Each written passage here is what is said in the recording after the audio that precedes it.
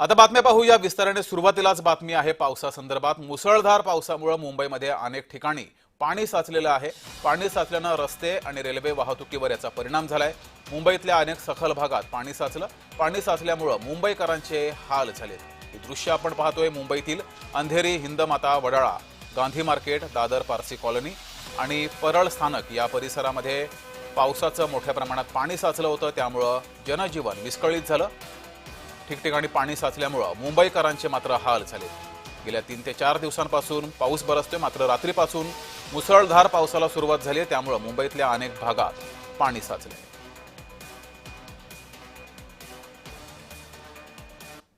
राज्यभरामध्ये काल रात्रीपासून मुसळधार पाऊस सुरू आहे। काही भागामध्ये तर अतिवृष्टीच त्या ठिकाणी आहे, कारण 65 mm आपण म्हटलं तर अनेक ठिकाणी 65 mm ची पातळी ओलांडलेली आहे। त्यापेक्षा जास्त पाऊस सुरू आहे आणि नांदेड सारख्या ठिकाणी तर ढगफुटी झालेली आहे आणि म्हणून तिथे बचाव कार्य युद्धपातळीवर सुरू आहे। NDRF आहे, SDRF आहेत, स्थानिक यंत्रणा आहेत, ते अतिशय वेगाने त्या ठिकाणी काम करत आहेत।